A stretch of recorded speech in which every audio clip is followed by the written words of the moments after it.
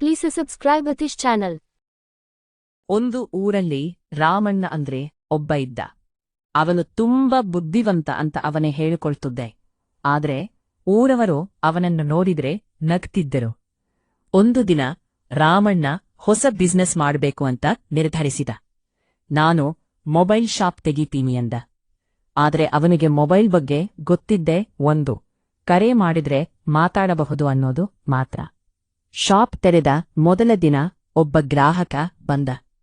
ಅಣ್ಣ, ಈ ಫೋನ್ಗೆ ಎಷ್ಟು RAM ಇದ್ದೆ ಅಂತ ಕೇಳಿದ. ರಾಮಣ್ಣ ಸ್ವಲ್ಪ ಯೋಚಿಸಿ, ಅದು ನಮ್ಮ ಊರಿನ ರಾಮ ಅಲ್ಲ ಸಾರ್, ಇದು ಬೆಂಗಳೂರು ರಾಮ ಅಂದ.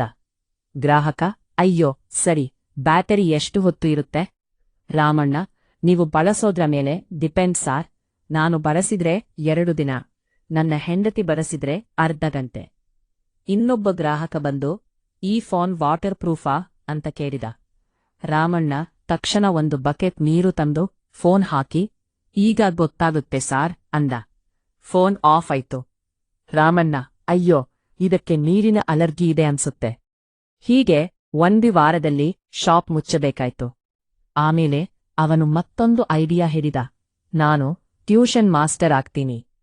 ಮೊದಲ ಕ್ಲಾಸ್ನಲ್ಲಿ ಮಕ್ಕಳಿಗೆ ಕೇಳಿದ, ಮಕ್ಕಳೇ, 2+2 ಎಷ್ಟು? 6 ಸಾರ್. ರಾಮಣ್ಣ, ನೀನು ತುಂಬಾ ಬೇಗ ಹೇಳಿದೀಯಾ, ಸ್ವಲ್ಪ ಯೋಚಿಸಿ ಹೇಳ್ಬೇಕು.